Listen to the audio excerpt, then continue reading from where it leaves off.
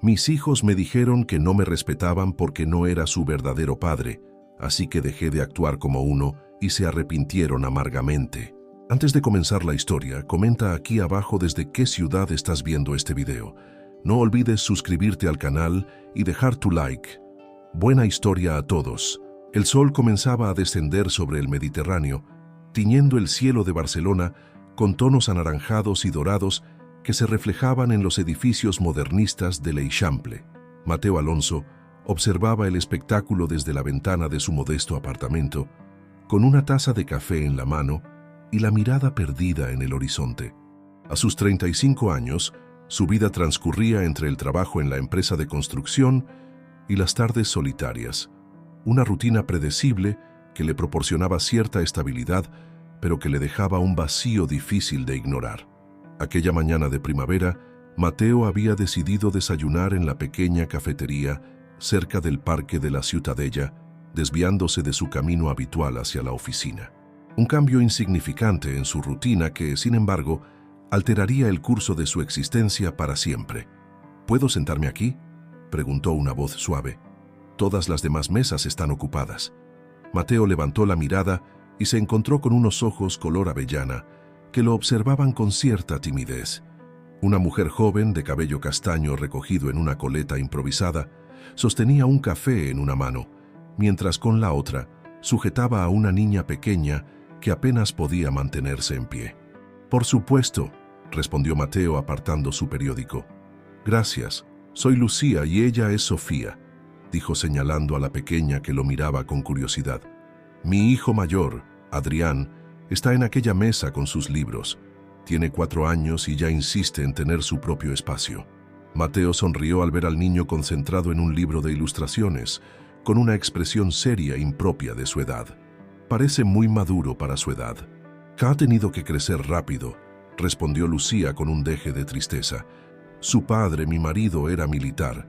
Falleció en una misión en el extranjero hace 18 meses. Un silencio incómodo se instaló entre ambos. Mateo no sabía qué decir, pero sentía la necesidad de consolarla de alguna manera. «Lo siento mucho». «Gracias», respondió ella con una sonrisa forzada. «Cada día es un desafío, especialmente con 2 niños pequeños, pero vamos saliendo adelante». La conversación fluyó de manera sorprendentemente natural. Lucía le contó que trabajaba como enfermera en el Hospital del Mar, con horarios complicados que dificultaban el cuidado de los niños. Mateo le habló de su trabajo en la constructora, de sus proyectos actuales y de su pasión por la arquitectura que nunca llegó a estudiar. «Mamá, Sofía está comiendo papel», interrumpió Adrián, acercándose a la mesa con una expresión de disgusto. Lucía se apresuró a sacar el trozo de servilleta de la boca de la pequeña, que protestó con un puchero. Mateo observó la escena, admirando la paciencia con la que Lucía manejaba la situación a pesar del evidente cansancio en su rostro. «Debo irme», dijo Lucía mirando su reloj con preocupación. «Mi turno comienza en media hora y todavía tengo que dejar a los niños con mi madre». «Ha sido un placer conocerlos», respondió Mateo sintiendo una inexplicable decepción ante la idea de no volver a verlos. «Igualmente», Lucía dudó un momento antes de añadir. «Vengo aquí casi todas las mañanas antes de trabajar. Si algún día quieres compartir mesa de nuevo». Esa simple insinuación fue suficiente para que Mateo regresara a la cafetería al día siguiente y al siguiente. Pronto, aquellos desayunos se convirtieron en un ritual, un momento del día que ambos esperaban con ilusión. Las conversaciones se hicieron más profundas, las sonrisas más frecuentes y la complicidad entre ellos crecía con cada encuentro. Un mes después de su primer encuentro, Mateo se ofreció a cuidar de los niños una tarde en que la madre de Lucía enfermó, imposibilitada para hacerse cargo de sus nietos. Al principio, Adrián se mostró desconfiado, observando a Mateo con recelo desde detrás de su libro de cuentos. Sofía, por el contrario, no tardó en trepar por sus piernas y exigir su atención con balbuceos y risas contagiosas. «¿Tú eres el novio de mi mamá?», preguntó Adrián de repente, con esa franqueza desarmante propia de los niños. «Somos amigos», respondió Mateo, sintiendo un inexplicable rubor en las mejillas. «Mi abuela dice que te mira como miraba a papá», insistió el niño. ¿Eso significa que serás nuestro nuevo papá? La pregunta, inocente pero cargada de implicaciones, quedó suspendida en el aire. Mateo no supo qué responder. La idea de formar parte de aquella familia, de convertirse en una figura paterna para aquellos niños que habían perdido a su padre tan temprano, despertó en él sentimientos que ni siquiera sabía que albergaba. Cuando Lucía regresó del hospital, encontró a los tres dormidos en el sofá, con Adrián acurrucado contra el pecho de Mateo y Sofía en sus brazos. La escena la conmovió hasta las lágrimas, despertando en ella emociones que creía haber enterrado junto con su marido. A medida que los meses pasaban, Mateo se involucró cada vez más en la vida de Lucía y sus hijos. Primero fueron las visitas esporádicas, luego las cenas en familia, y finalmente, casi sin darse cuenta, Mateo comenzó a pasar más tiempo en el pequeño apartamento de Lucía, en el barrio de Gracia, que en su propio hogar. Una noche, mientras observaban las estrellas desde la pequeña terraza después de haber acostado a los niños, Lucía apoyó su cabeza en el hombro de Mateo. «Gracias», susurró. «¿Por qué?», preguntó él, acariciando suavemente su cabello.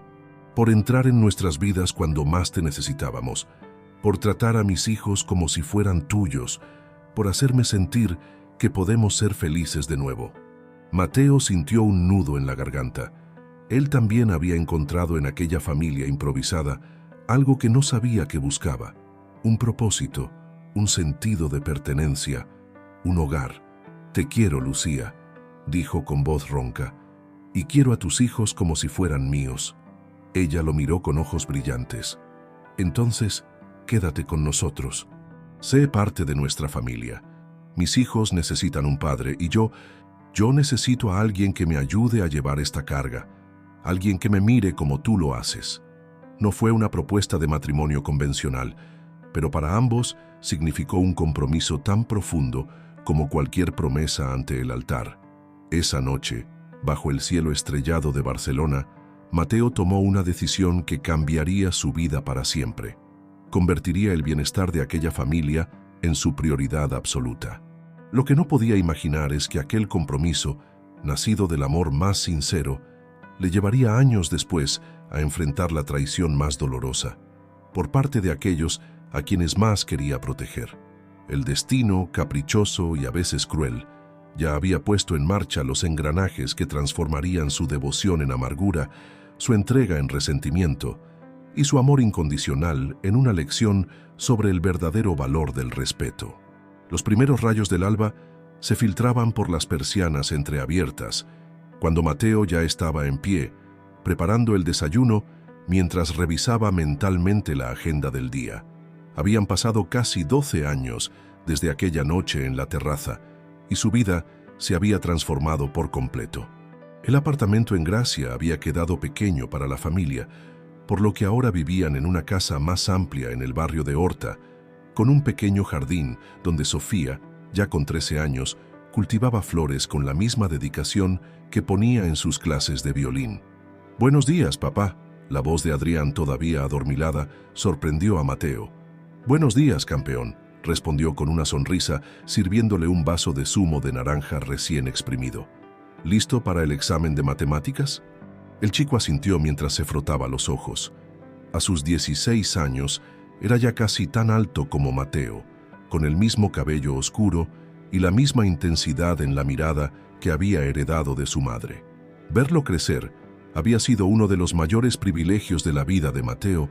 Cada logro del muchacho lo llenaba de un orgullo que nunca creyó posible sentir.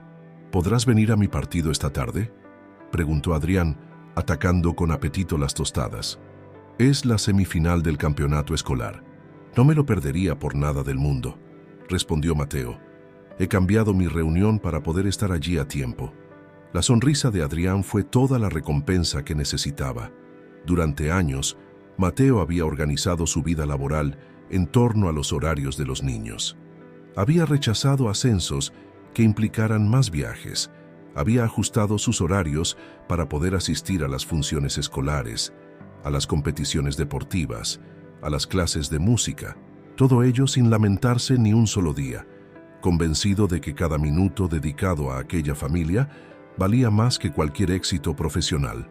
Lucía entró en la cocina, ya vestida con su uniforme de enfermera, y besó a Mateo en la mejilla, mientras éste le tendía una taza de café. ¿Día duro?, preguntó él, notando las ojeras bajo sus ojos. «Doble turno», suspiró ella. «No volveré hasta mañana por la mañana». «No te preocupes, yo me encargo de todo», la tranquilizó Mateo. «Llevaré a Sofía a su clase de violín después del colegio y luego iremos al partido de Adrián». Lucía sonrió con gratitud. A lo largo de los años, la presencia constante de Mateo se había convertido en el pilar que sostenía la familia. Mientras ella luchaba con horarios imposibles en el hospital, él equilibraba su trabajo como arquitecto. Finalmente había conseguido estudiar la carrera que siempre había soñado, con las necesidades de los niños, convirtiéndose en la figura paterna que Adrián y Sofía habían necesitado desesperadamente tras la ausencia de su padre biológico. ¿Has visto mi partitura?, Sofía irrumpió en la cocina como un torbellino, con el cabello todavía despeinado y el uniforme escolar mal abrochado. «La necesito para hoy. Está donde la dejaste anoche, en el mueble del salón», respondió Mateo con paciencia. «Y tu blusa está mal abotonada, princesa». La niña se miró y soltó un suspiro exasperado antes de corregir el error. A pesar de su carácter vivaz y a veces temperamental, Sofía siempre había mantenido una relación especial con Mateo. Tal vez porque no guardaba recuerdos de su padre biológico. Para ella, Mateo era simplemente papá, el hombre que le leía cuentos antes de dormir, que le enseñó a montar en bicicleta, que aplaudía con lágrimas en los ojos en cada recital de violín. El desayuno transcurrió entre conversaciones cotidianas, planes para el fin de semana y alguna que otra discusión sobre los deberes pendientes. Era una escena familiar como tantas otras, pero para Mateo representaba todo lo que alguna vez había deseado: una familia, un hogar, un propósito. Aquella tarde, mientras observaba a Adrián correr por el campo de fútbol, Mateo recordó la primera vez que el chico lo había llamado papá. Había sido casi 3 años después de entrar en sus vidas, durante unas vacaciones en la Costa Brava. Adrián, entonces con 7 años, había caído de una roca y se había raspado la rodilla. Entre lágrimas, había extendido los brazos hacia Mateo gritando: «Papá, me duele». Aquel momento, aquella simple palabra, había significado para Mateo más que cualquier título o reconocimiento profesional. El partido terminó con la victoria del equipo de Adrián, que corrió hacia las gradas para abrazar a su padre, sudoroso y exultante. «¡Lo conseguimos! ¡Estamos en la final!», gritó, mientras sus compañeros lo vitoreaban. «Estoy muy orgulloso de ti», respondió Mateo revolviendo el cabello del muchacho. «Has jugado como un campeón». De camino a casa, con Sofía dormitando en el asiento trasero tras su clase de violín, Adrián hablaba sin parar sobre el partido, sobre las jugadas decisivas, sobre sus planes para la final. Mateo lo escuchaba con atención, haciendo preguntas, compartiendo su entusiasmo. Eran momentos como ese los que daban sentido a todos los sacrificios, a todas las noches en vela, a todos los ajustes laborales. Al llegar a casa, Mateo preparó la cena mientras los chicos hacían sus deberes. Era una rutina que habían perfeccionado a lo largo de los años, un baile coordinado en el que cada uno conocía sus pasos. Después de cenar, ayudó a Sofía con un complicado problema de matemáticas y revisó el trabajo de literatura de Adrián. Finalmente, cuando ambos se fueron a dormir, Mateo se permitió un momento de descanso en el sofá, con una copa de vino y la satisfacción de otro día bien aprovechado. El sonido del teléfono lo sacó de su momento de tranquilidad. Era Lucía, llamando para dar las buenas noches y preguntar por el partido. «Adrián estuvo brillante», le contó Mateo. «Deberías haber visto cómo celebraron la victoria. Parecían profesionales». «Me hubiera encantado estar allí». La voz de Lucía sonaba cansada pero sincera. «Gracias por no fallarles nunca, Mateo. No sé qué haríamos sin ti». Esas palabras, dichas con naturalidad, le recordaron a Mateo lo lejos que había llegado desde aquel primer encuentro en la cafetería. De ser un hombre solitario con una vida predecible, se había convertido en el eje de una familia, en el sostén emocional y práctico de 3 personas que dependían de él tanto como él había llegado a depender del amor que le profesaban. Lo que Mateo no podía prever mientras se despedía de Lucía con palabras de cariño era que aquel equilibrio tan arduamente construido comenzaría a desmoronarse mucho antes de lo que imaginaba. Que aquellos niños por los que tanto se había sacrificado estaban a punto de entrar en una etapa que pondría a prueba no solo su paciencia, sino también la solidez de los lazos que creía irrompibles. El destino, siempre impredecible, tenía preparada una prueba para la que ningún manual de paternidad lo había preparado. Una prueba que cuestionaría todo lo que había construido y que lo obligaría a enfrentar una verdad dolorosa. A veces, el amor más sincero no es suficiente para garantizar la gratitud o el respeto de aquellos a quienes se lo entregas. El verano barcelonés se había instalado con fuerza, convirtiendo las calles en hornos de asfalto y las noches en una batalla constante contra el calor húmedo que se colaba por las ventanas abiertas. En el hogar de los Alonso Vega, sin embargo, no era el calor lo que hacía el ambiente irrespirable, sino una tensión que había ido creciendo durante los últimos meses como una tormenta que se forma lentamente en el horizonte. Adrián, que acababa de cumplir los 17 años, ya no era el niño que corría a los brazos de Mateo después de cada partido. Se había convertido en un adolescente hermético, de respuestas monosilábicas y miradas esquivas, que pasaba más tiempo encerrado en su habitación que compartiendo con la familia. Sus notas, antes excelentes, habían comenzado a descender de forma alarmante, y su actitud ante cualquier figura de autoridad, especialmente Mateo, se había vuelto desafiante. ¿Podemos hablar un momento?, preguntó Mateo, deteniendo a Adrián cuando éste se disponía a salir de casa sin siquiera decir a dónde iba. «Tengo prisa», respondió el joven, sin mirar a su padre a los ojos. «Solo serán 5 minutos», insistió Mateo, tratando de mantener un tono conciliador. «Estoy preocupado por ti, por tus notas, por cómo has estado actuando últimamente». Adrián soltó un suspiro exasperado, como si aquella conversación fuera la mayor de las torturas. «No hay nada de qué hablar. Solo estoy cansado de que estés encima de mí todo el tiempo. No necesito que controles cada aspecto de mi vida». «No se trata de control, Adrián». Mateo se esforzaba por no elevar la voz. «Se trata de preocupación. Tus profesores me han llamado. Dicen que apenas entregas los trabajos, que has faltado a algunas clases. ¿Y eso qué importa?», interrumpió el joven. «Es mi vida, mi problema. Mientras vivas bajo este techo, tus problemas son también los míos», respondió Mateo, sintiendo cómo la frustración comenzaba a dominar su tono.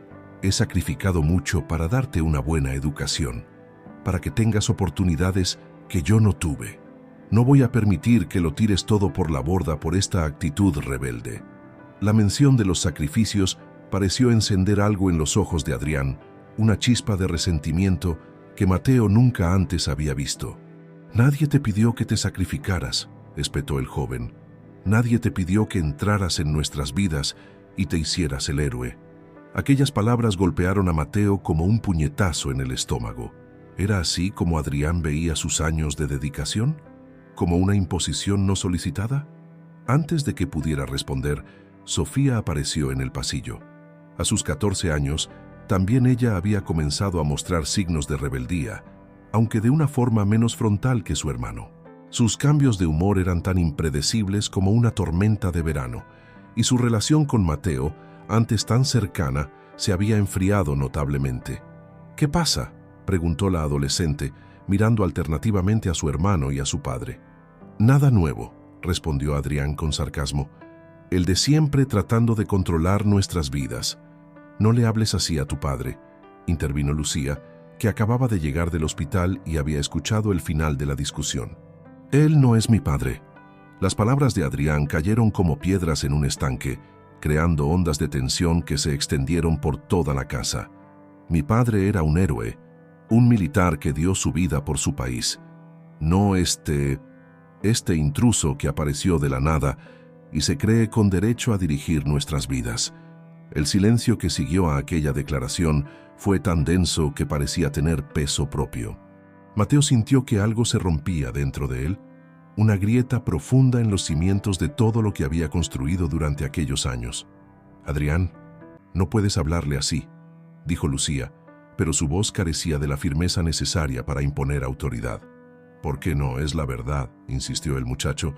«Estoy harto de fingir, de llamarle papá como si realmente lo fuera. Mi padre, mi verdadero padre, era un hombre valiente, no un arquitecto frustrado que se conforma con vivir la vida que otros dejan atrás».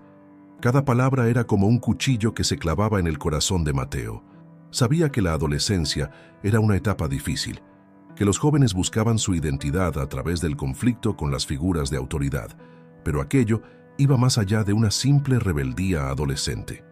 Había un resentimiento profundo, arraigado, que no podía haber surgido de la noche a la mañana. «Ve a tu habitación», ordenó Lucía a Adrián, evitando mirar a Mateo. «Hablaremos de esto cuando te hayas calmado». El joven se marchó sin añadir nada más, dejando tras de sí un silencio cargado de tensión. Sofía, que había presenciado toda la escena, se debatía visiblemente entre la lealtad a su hermano y el afecto que aún sentía por Mateo. «Yo también me voy a mi cuarto», murmuró finalmente, escapando de aquel campo de batalla emocional. Una vez solos, Mateo miró a Lucía, esperando encontrar en ella el apoyo que necesitaba desesperadamente en ese momento. Pero lo que vio en sus ojos fue algo completamente diferente. Una mezcla de cansancio, resignación y, lo más doloroso de todo, una sombra de acuerdo con las palabras hirientes de su hijo. «¿Tú también piensas así?», preguntó Mateo con voz apenas audible. «Claro que no», respondió Lucía, pero sin la convicción necesaria para que Mateo la creyera. «Son adolescentes, Mateo. Dicen cosas hirientes sin pensar. Es parte de crecer». «Esto va más allá de una simple rebeldía adolescente, Lucía», insistió él. «He visto cómo los miras cuando me desafían, cómo a veces pareces disfrutar de que me falten al respeto. ¿Por qué? ¿Qué he hecho para merecer esto?». Lucía se dejó caer en una silla, súbitamente agotada. «No es lo que has hecho, es lo que representas», dijo finalmente. «Para Adrián especialmente, aceptarte como padre significa, de alguna manera, traicionar la memoria de Carlos. Ha estado investigando sobre su padre biológico, viendo fotos antiguas, leyendo cartas. Creo que está idealizando una figura que apenas recuerda. Y tú eres el recordatorio constante de que su padre ya no está. He dedicado 12 años de mi vida a ser el mejor padre posible para tus hijos». La voz de Mateo temblaba de emoción contenida. «He estado ahí para cada resfriado, cada pesadilla, cada celebración. ¿Y todo para qué? Para que ahora me traten como a un intruso». «Dale tiempo», pidió Lucía extendiendo una mano hacia él, pero Mateo se apartó. «Esto pasará como todas las crisis adolescentes». Pero a medida que pasaban las semanas, la situación, lejos de mejorar, empeoró. Adrián prácticamente había dejado de dirigirle la palabra a Mateo, y Sofía, influenciada por su hermano mayor, comenzaba a mostrar la misma actitud distante y desafiante. Lo más doloroso para Mateo era ver cómo Lucía, en vez de apoyarlo y mantener un frente unido ante la rebeldía de los adolescentes, parecía cada vez más inclinada a darles la razón, a excusar su comportamiento, a tratarlo a él como el problema. Una noche, mientras cenaban en un silencio apenas interrumpido por el tintineo de los cubiertos, Mateo intentó un último acercamiento. «He conseguido entradas para el partido del Barça del domingo», anunció, mirando esperanzado a Adrián. «Pensé que podríamos ir juntos como en los viejos tiempos». El joven apenas levantó la vista de su plato. «Ya he quedado con mis amigos», respondió secamente. «Puedes ir con tus amigos cualquier día», intervino Mateo. «Las entradas son difíciles de conseguir y pensé que sería una buena oportunidad para pasar tiempo juntos».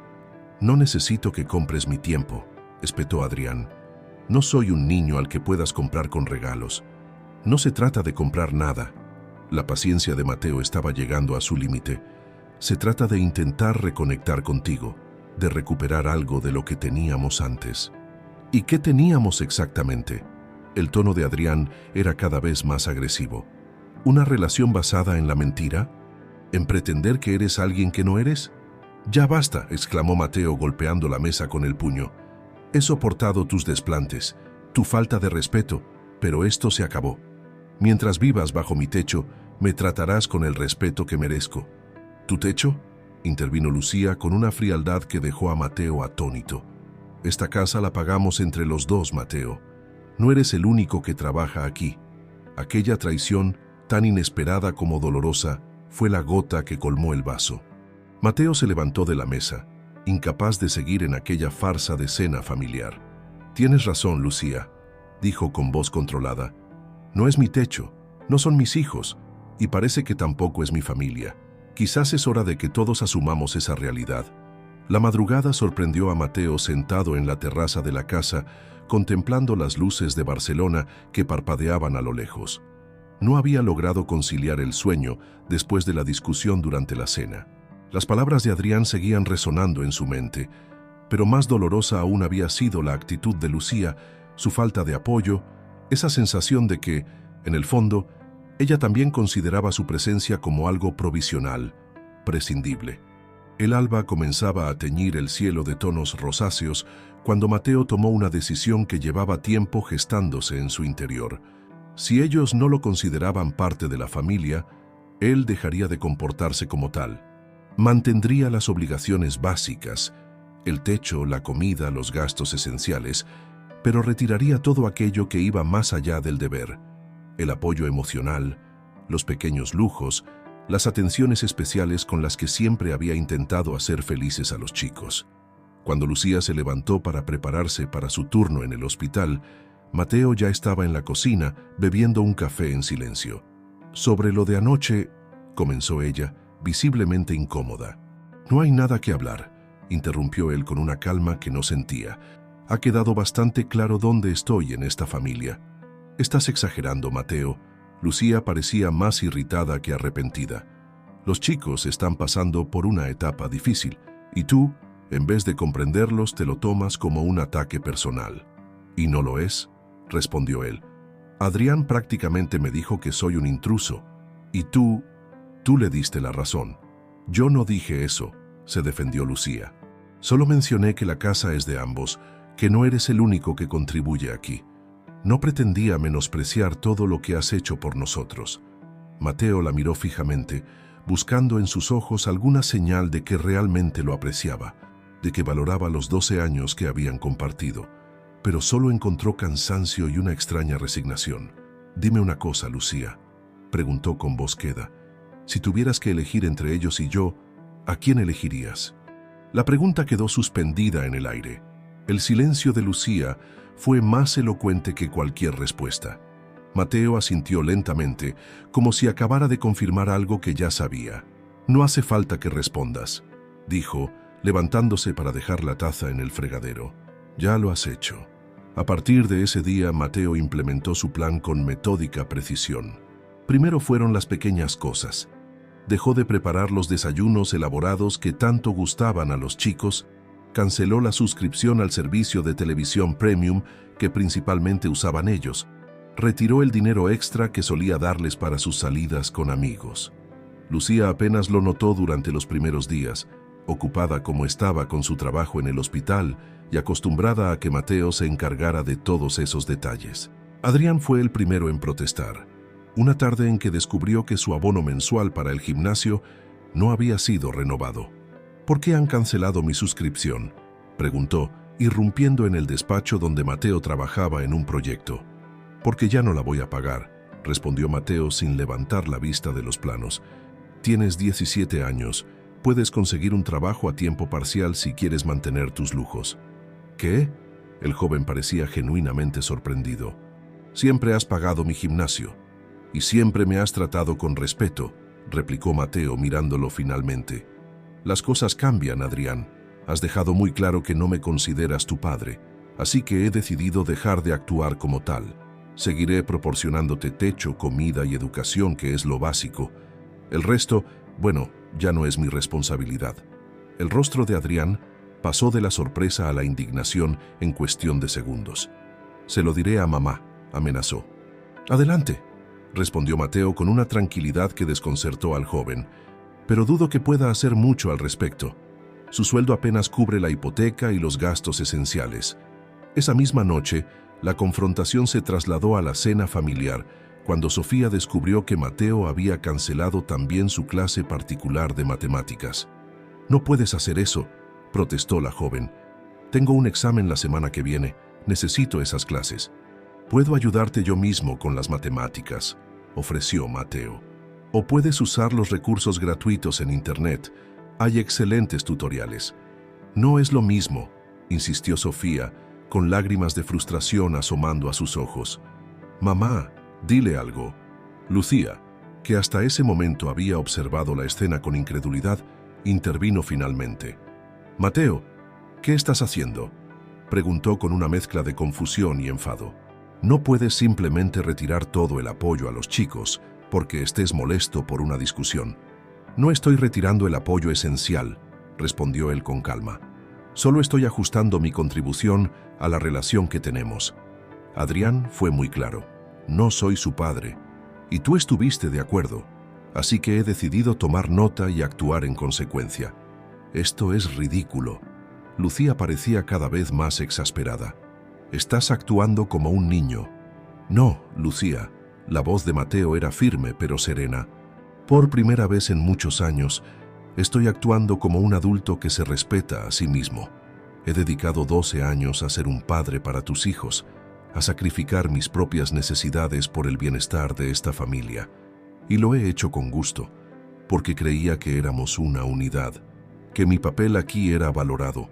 Ahora veo que no es así. Y eso está bien, lo acepto. Pero no puedes pedirme que siga dando el 100% y recibiendo desprecio a cambio».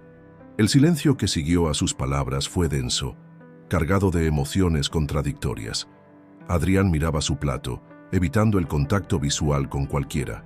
Sofía sollozaba en silencio, dividida entre la lealtad a su hermano y el miedo a perder los privilegios a los que estaba acostumbrada.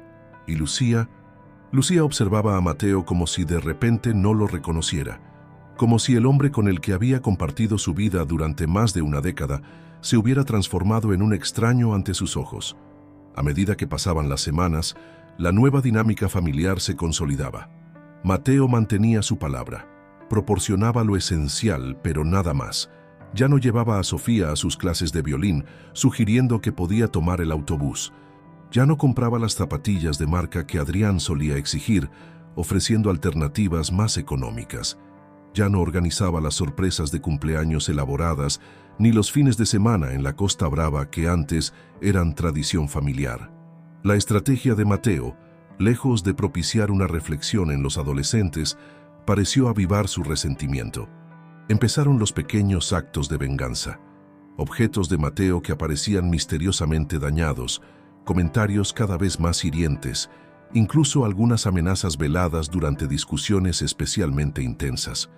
«¿Qué le ha pasado a mi reloj?», preguntó Mateo una tarde al descubrir su preciado Omega, herencia de su padre, con la esfera rayada. «No lo sé», respondió Adrián con una sonrisa que contradecía sus palabras. «Quizás deberías cuidar mejor tus cosas».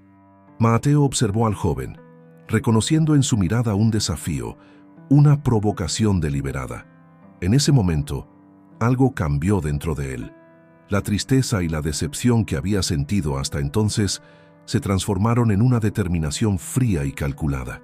Esa noche, después de que todos se hubieran acostado, Mateo sacó su teléfono y llamó a Miguel, un viejo amigo que trabajaba como abogado especializado en derecho familiar. «Necesito tu consejo», dijo en voz baja sentado en la terraza para evitar ser escuchado. «La situación en casa se ha vuelto insostenible». El despacho de Miguel Ferrer en la avenida Diagonal ofrecía una vista impresionante del perfil urbano de Barcelona. Mateo observaba la ciudad desde el amplio ventanal, sintiendo una extraña desconexión, como si contemplara no solo un paisaje, sino también su propia vida desde una distancia emocional que nunca antes había experimentado. «Lo que me estás contando es grave, Mateo». La voz de Miguel interrumpió sus pensamientos. «El ambiente en tu casa ha pasado de ser simplemente tenso a potencialmente peligroso. Esas amenazas, la destrucción de tus pertenencias, no son simples travesuras adolescentes». Mateo se giró hacia su amigo, que revisaba las notas que había tomado durante la última hora de conversación. «¿Qué me recomiendas?». Preguntó, sintiendo un nudo en la garganta. He intentado todo. Hablar con ellos, establecer límites, incluso retirar los privilegios que tanto valoraban. Nada funciona. Parece que cada acción que tomo solo intensifica su hostilidad. Miguel entrelazó los dedos y adoptó una expresión profesional que contrastaba con la calidez habitual en su trato con Mateo. Legalmente, tu situación es compleja, explicó. Estáis casados, así que tienes ciertas responsabilidades financieras hacia Lucía y los chicos, independientemente de cómo te traten. Pero eso no significa que debas soportar abusos o vivir en un entorno hostil. ¿Estás sugiriendo que me vaya de casa?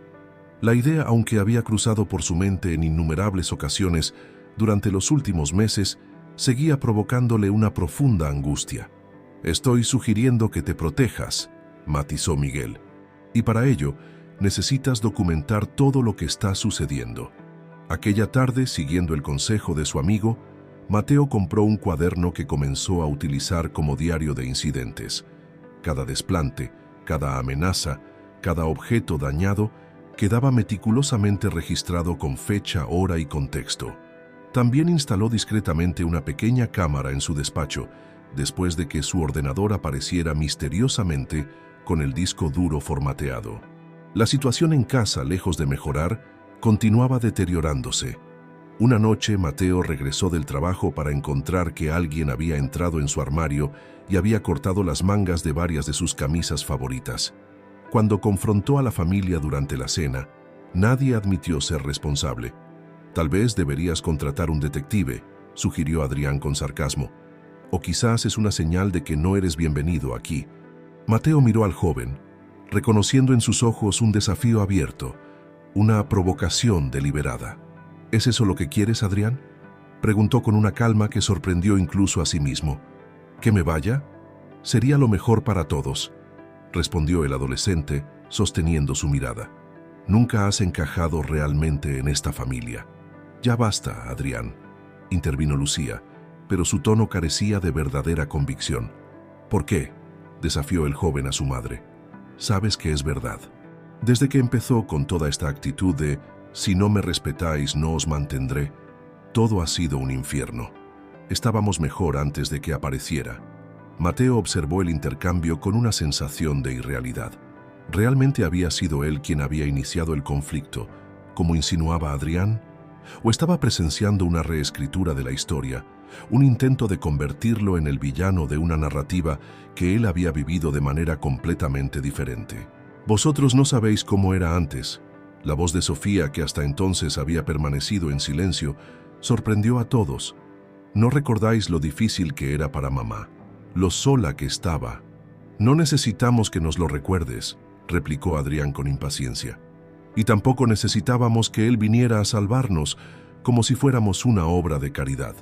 No fue así, protestó Sofía, y por un momento Mateo sintió un destello de esperanza. Él nos quería, nos quiere todavía, a pesar de cómo lo tratamos. Habla por ti, espetó Adrián. Yo nunca le pedí que me quisiera, ni que intentara reemplazar a papá. Tu padre no está. La voz de Lucía sonaba cansada, derrotada. Ni va a volver.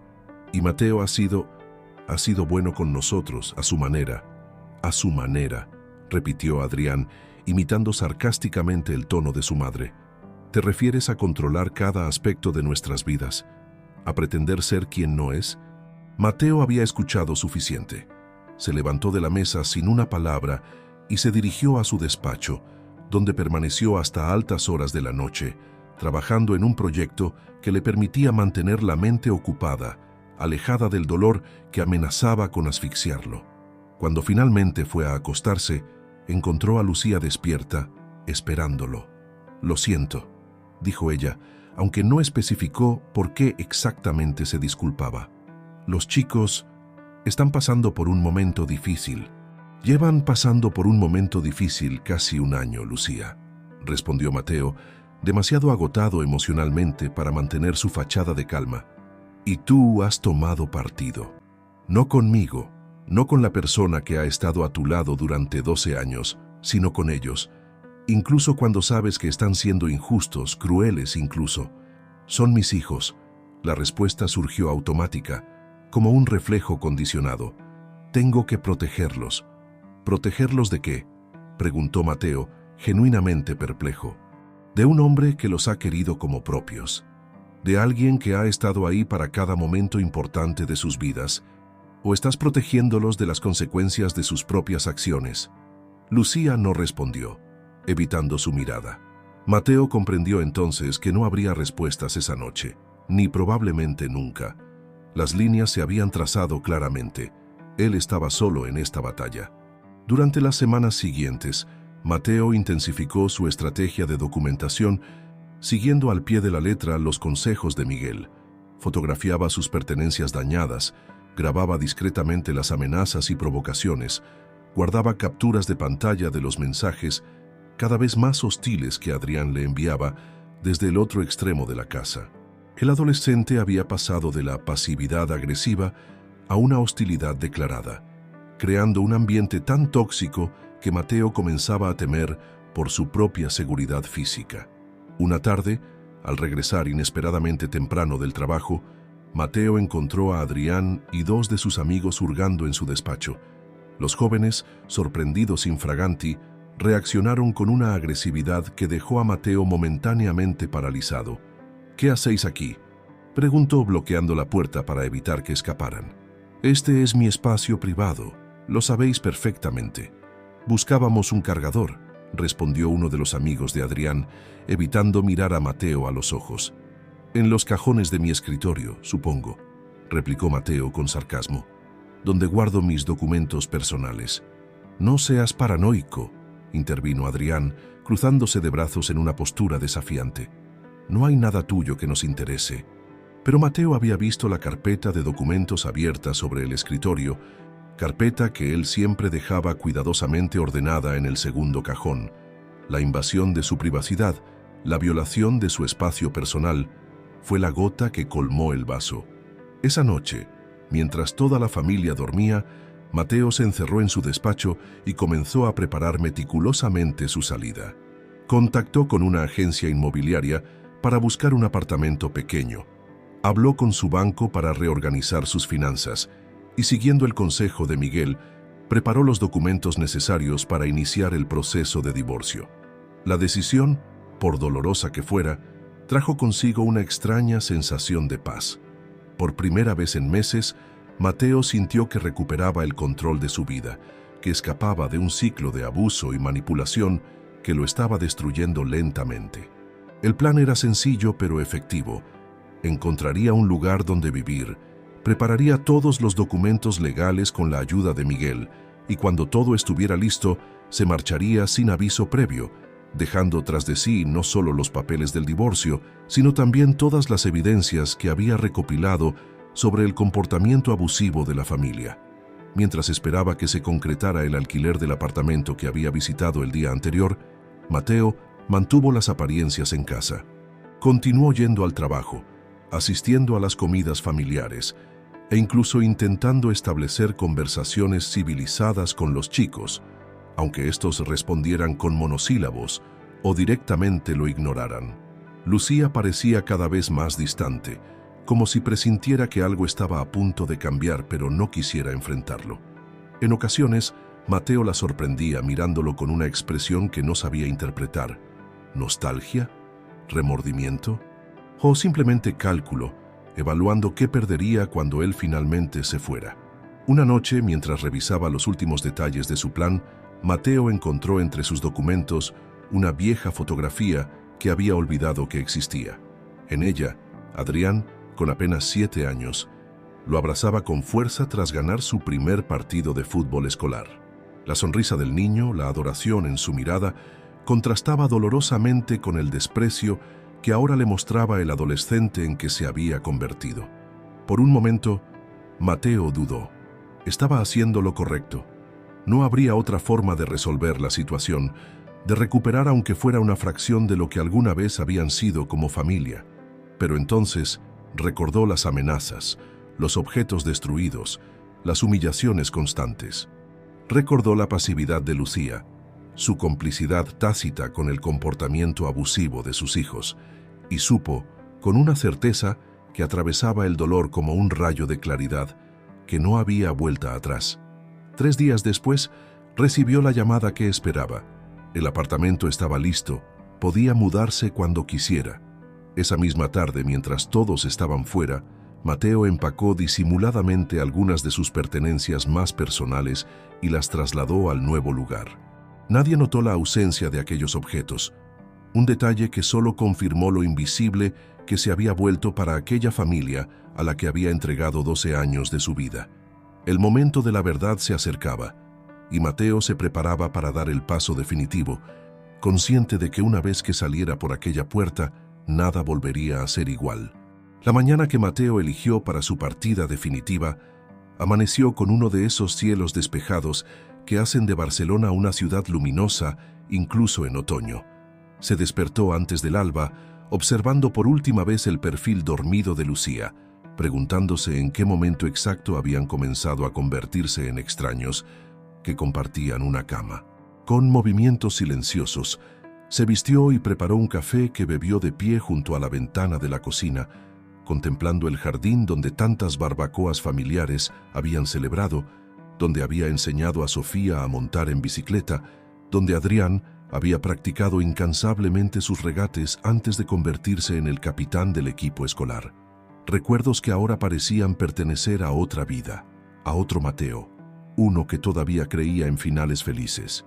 Cuando estuvo seguro de que ninguno de los miembros de la familia se despertaría, era sábado, y tanto Lucía como los chicos solían dormir hasta tarde, Mateo colocó sobre la mesa de la cocina 3 sobres. Uno contenía los papeles del divorcio, meticulosamente preparados por Miguel. Otro incluía copias de todas las evidencias que había recopilado durante los últimos meses, fotografías de sus pertenencias dañadas, transcripciones de las amenazas, incluso algunos de los mensajes más hirientes que Adrián le había enviado. El tercero contenía una carta escrita a mano en la que explicaba sus razones para marcharse de manera tan abrupta. «No me voy porque haya dejado de quereros», había escrito en esa última carta. «Me voy porque he comprendido que a veces el amor no es suficiente cuando no hay respeto. Durante 12 años intenté ser el padre que Adrián y Sofía necesitaban, el marido que te apoyaría en todo, Lucía. Puse vuestras necesidades por encima de las mías.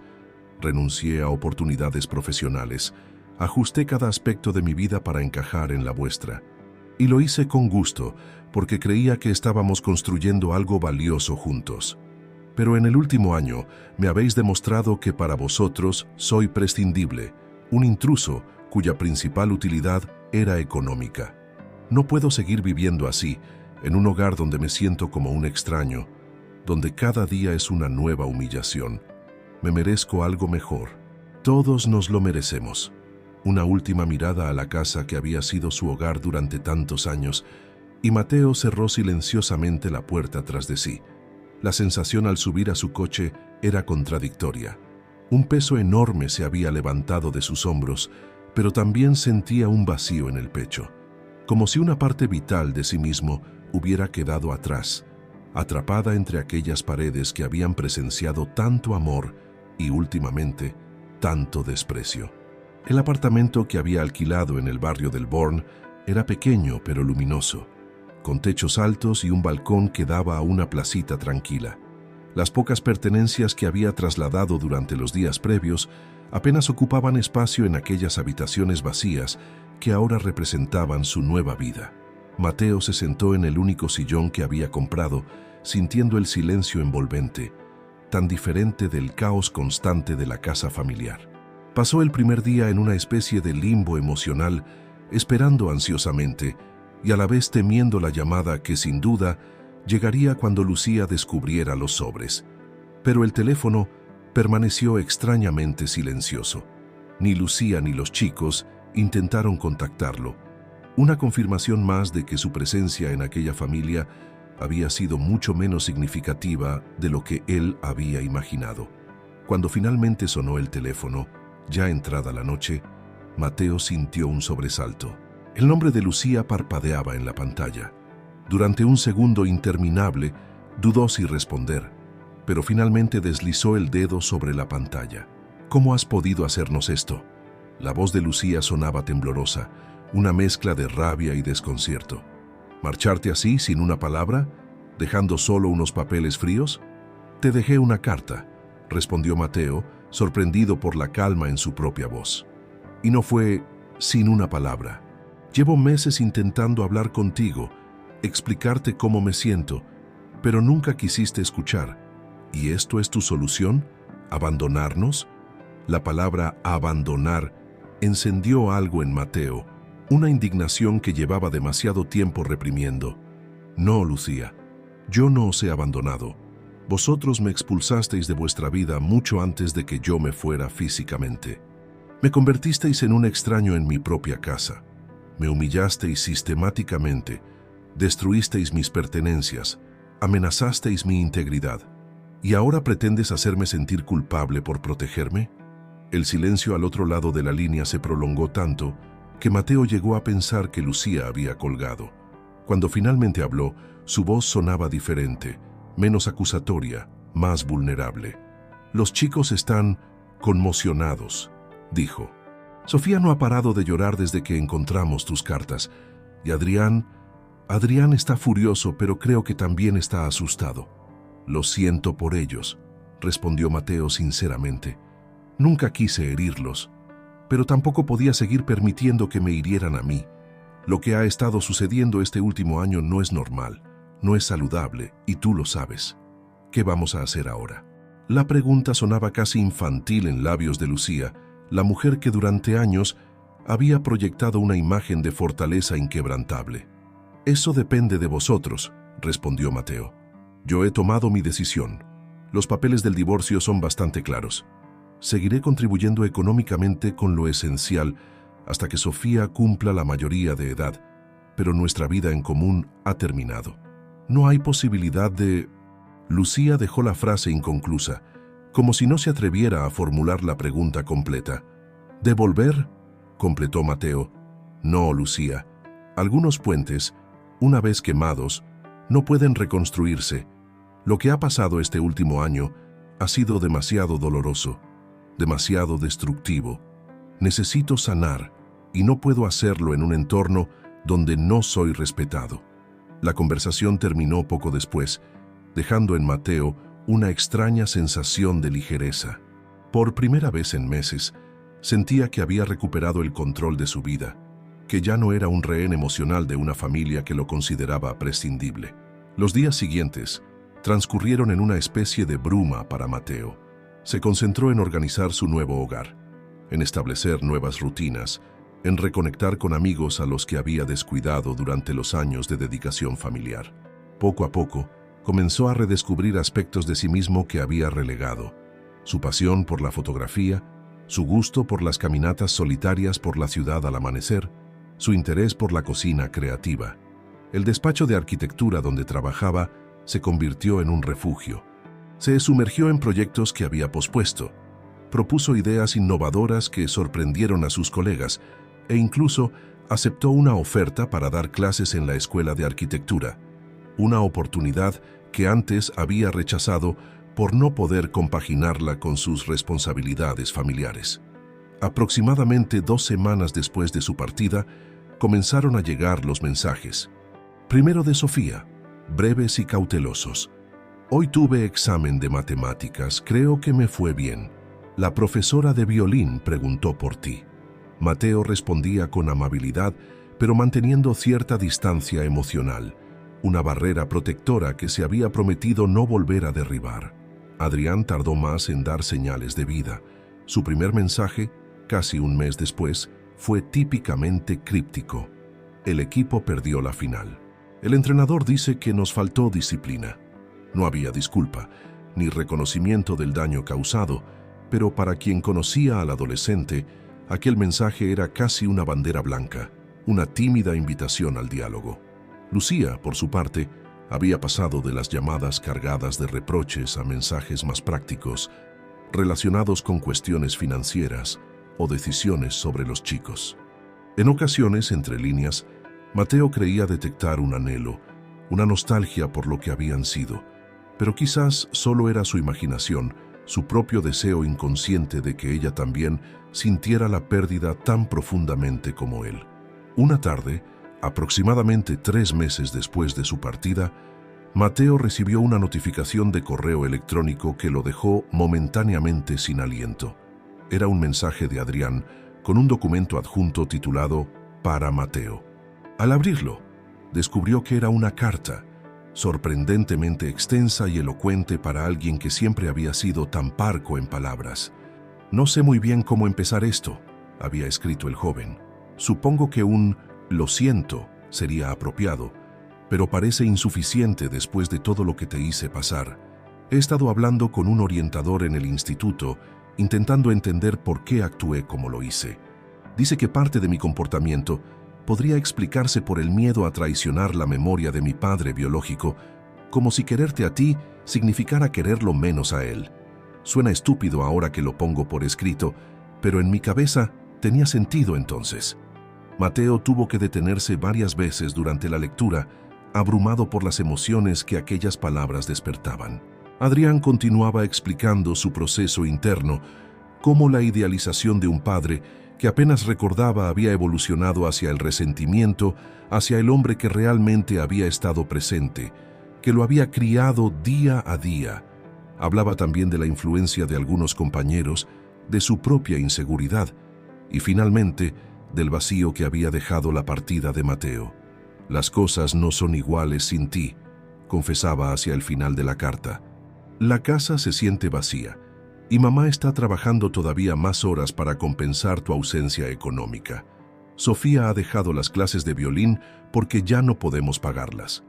Yo he empezado a trabajar los fines de semana en una cafetería para ayudar con los gastos. Es extraño cómo solo empiezas a valorar algo cuando lo pierdes». La carta terminaba sin pedir explícitamente una reconciliación, pero con una pregunta que quedaba flotando en el aire. «¿Crees que algún día podrías perdonarme?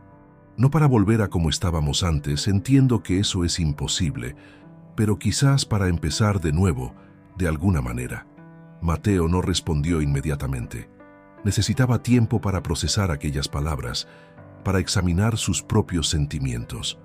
El resentimiento que había alimentado durante meses como un escudo protector comenzaba a agrietarse, pero la cautela, la necesidad de protegerse de nuevas heridas, seguía muy presente.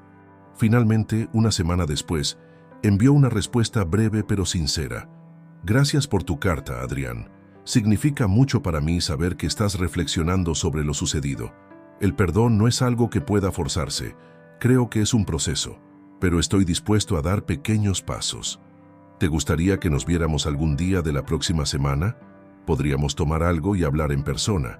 El encuentro con Adrián fue el primero de muchos pasos tentativos hacia una nueva relación.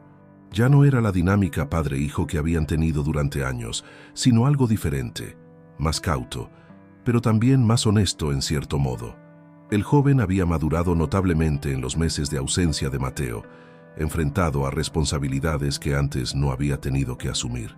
Sofía también buscó su propio acercamiento, pidiendo ayuda con las matemáticas que siempre habían sido el punto fuerte de Mateo.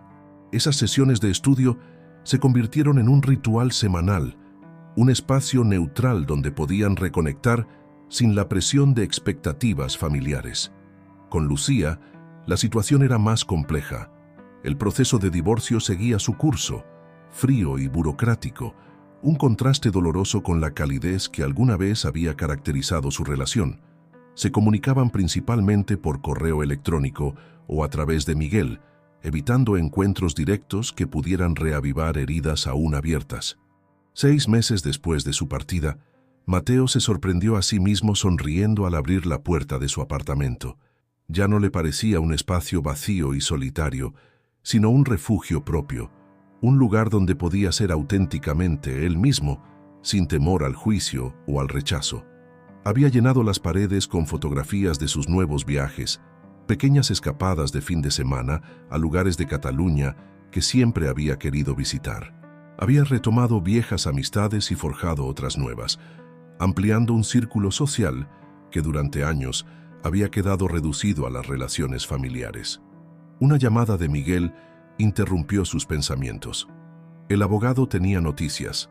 Los papeles del divorcio estaban listos para la firma final. Era el último paso formal para cerrar aquel capítulo de su vida. ¿Cómo te sientes?, preguntó Miguel, después de explicarle los detalles prácticos.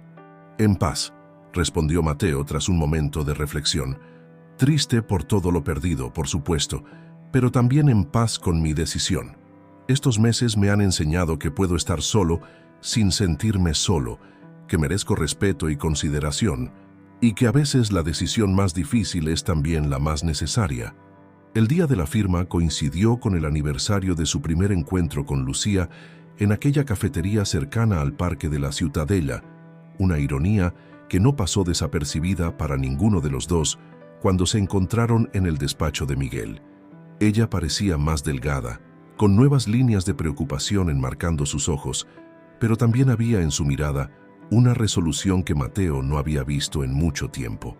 «Quiero que sepas», dijo Lucía cuando ambos estaban a punto de separarse después de firmar los documentos, «que no te culpo. Durante mucho tiempo lo hice, porque era más fácil que asumir mi parte de responsabilidad. Pero la verdad es que yo también te fallé. No te defendí cuando debería haberlo hecho. No valoré todo lo que nos diste. Y lo siento». Aquellas palabras tan largamente esperadas provocaron en Mateo una oleada de emociones contradictorias. Una parte de él deseaba abrazarla, decirle que todo estaba perdonado, fantasear con una reconciliación que borrara los meses de dolor. Pero otra parte, quizás la más sabia, sabía que algunas cicatrices nunca desaparecen completamente, que algunas confianzas una vez rotas no pueden restaurarse del todo. «Gracias, Lucía», respondió simplemente. «Significa mucho escucharte decir eso». Se separaron con un breve pero significativo abrazo, un gesto que marcaba el fin de una etapa, pero no necesariamente el fin de toda relación. Habían sido familia durante demasiado tiempo, habían compartido demasiadas experiencias como para convertirse en completos extraños. En los meses y años siguientes, Mateo encontró un nuevo equilibrio. Mantuvo una relación cordial con Lucía, centrada principalmente en el bienestar de los chicos. Con Adrián y Sofía, construyó vínculos diferentes, más maduros y equitativos, basados en el respeto mutuo y no en la dependencia. Y para sí mismo, descubrió una capacidad de adaptación y una fortaleza interior que no sabía que poseía. La lección más valiosa que extrajo de toda aquella dolorosa experiencia fue que el amor, por profundo que sea, debe ir acompañado de respeto, que ningún sacrificio vale la pena si implica renunciar a la dignidad personal. Y sobre todo que a veces, la verdadera prueba de amor hacia uno mismo es saber cuándo marcharse, cuándo decir hasta aquí y comenzar de nuevo, por difícil y aterrador que parezca ese primer paso. Sentado en la terraza de su apartamento, contemplando el atardecer barcelonés con una copa de vino en la mano, Mateo sonrió ante la ironía de que hubiera necesitado perder a su familia para encontrarse realmente a sí mismo. Queridos oyentes, esperamos que la historia de Mateo y su familia les haya hecho reflexionar sobre el valor del respeto en nuestras relaciones más íntimas. Para seguir este viaje emocional, hemos preparado una playlist especial con historias igualmente cautivadoras sobre redescubrimiento personal y segundas oportunidades. Encuéntrenla aquí haciendo clic a su izquierda. Si les gustó esta historia, no olviden suscribirse a nuestro canal y darle me gusta al video. Todos los días traemos relatos únicos que exploran la complejidad de las relaciones humanas y las decisiones que marcan nuestras vidas. No se pierdan nuestros próximos contenidos, donde seguiremos explorando las múltiples facetas del amor, la familia y el crecimiento personal. Los esperamos en los comentarios.